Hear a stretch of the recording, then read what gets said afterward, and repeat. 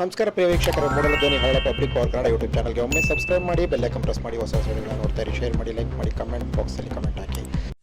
ಚಾಮರಾಜನಗರ ಜಿಲ್ಲೆ ಹನೂರು ತಾಲೂಕು ಶಾಗ್ಯ ಬೀಟ್ನಲ್ಲಿರುವ ಮರಿಯಮಂಗಲ ಕಾಡಿನಲ್ಲಿ ನಡೆದಂತಹ ಆಗಸ್ಟ್ 15 ನಡೆದಂತಹ ಶೂಟೌಟ್ ಪ್ರಕರಣದಲ್ಲಿ 3 ಗುಂಡಿಗೆ ಬಲಿಯಾದ ಹಿನ್ನೆಲೆಯಲ್ಲಿ ಅರಣ್ಯ ಅಧಿಕಾರಿಗಳು ಮತ್ತು ಬೇಟೆಗಾರರ ನಡುವೆ ನಡೆದಂತಹ ಗುಂಡಿನ ಕಾಳಗದಲ್ಲಿ ಈಗ ಮರಣೋತ್ತರ ಪರೀಕ್ಷೆ ಹೊರಬಂದಿದೆ ಎನ್ನಲಾಗಿದೆ. ಹಾಗಾಗಿ ಈ ಮರಣೋತ್ತರ ಪರೀಕ್ಷೆಯಲ್ಲಿ ಒಂದಷ್ಟು ಸತ್ಯಾಂಶಗಳು ಹೊರಬಂದಿದೆ. ಎಲ್ಲವೂ ಕೂಡ ಬಹಳ ಹತ್ತಿರದಿಂದ ಗುಂಡಿನ ದಾಳಿ ನಡೆದಿದೆ ಅಂತ ಹೇಳಲಾಗ್ತಾ ಇದೆ. ಆ 3 ಬಲಿಗೆ ಮೂಲ ಕಾರಣಗಳು ಎದೆಗೆ ಎಲ್ರಿಗೂ ತೋಮರಪಳ್ಳಿಯ ಕುಮಾರನ ಒಳ ಉಡುಪಿನಲ್ಲಿ 8 ಟಾರ್ಚ್ ಮತ್ತು ಬೀಡಿ ಮತ್ತು ಬೆಂಕಿ ಪೊಟ್ಟ ಸಿಕ್ಕಿದೆ. ಮತ್ತು ತೋಮರಪಳ್ಳಿ ಕುಮಾರನ ಎದೆಗೆ ಮತ್ತು ಬಲ ತೊಡೆಗೆ ಕೂಡ ಗುಂಡು ತಗುಲಿರುವುದು ಉಲ್ಲೇಖವಾಗಿದೆ ಶವ ಪರೀಕ್ಷೆಯಲ್ಲಿ, ಮರಣೋತ್ತರ ಪರೀಕ್ಷೆಯಲ್ಲಿ. ಮರಿಯಮಂಗಲ ಅಂತೋಣಿ ಸ್ವಾಮಿ ಎದೆಗೆ ಮತ್ತು ಕುತ್ತಿಗೆ ಭಾಗಕ್ಕೆ ಗುಂಡು ತಗುಲಿದೆ ಅಂತೂ ಉಲ್ಲೇಖ ಆಗಿದೆ ಇಲ್ಲಿ ಮರಣೋತ್ತರ ಪರೀಕ್ಷೆಯಲ್ಲಿ.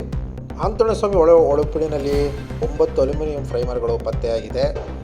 ಪೀಟರ್ ಎದೆಗೆ ಮತ್ತು ತೊಡೆ ಮತ್ತು ಕುತ್ತಿಗೆ ಭಾಗಕ್ಕೂ ಕೂಡ ಗುಂಡು ತಗುಲಿರುವುದು ಪತ್ತೆಯಾಗಿದೆ.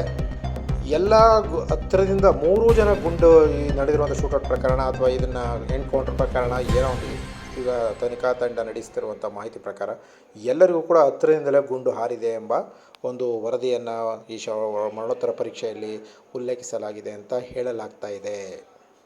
ಮರಿಯಮಂಗಲ ಶೂಟೌಟ್ ಪ್ರಕರಣದಲ್ಲಿ 3 ಗುಂಡಿಗೆ ಬಲಿಯಾದ ಹಿನ್ನೆಲೆಯಲ್ಲಿ ಅವರ ಕುಟುಂಬಸ್ಥರು ಮತ್ತು ಗ್ರಾಮದ ಮುಖಂಡರುಗಳು, ಮಹಿಳೆಯರು, ಸೂರ್ಯೋದಯ ಮಹಿಳಾ ಒಕ್ಕೂಟದ ಸದಸ್ಯರುಗಳು ಎಲ್ಲರೂ ಕೂಡ ಹನೂರಿನಲ್ಲಿ ಪ್ರತಿಭಟನೆ ನಡೆಸಿ ತಹಸೀಲ್ದಾರ್ಗೆ ಮನವಿ ಪತ್ರ ನೀಡಿದರು. ಇದನ್ನು ನಿಷ್ಪಕ್ಷಪಾತವಾಗಿ ತನಿಖೆ ಮಾಡಬೇಕೆಂದರು.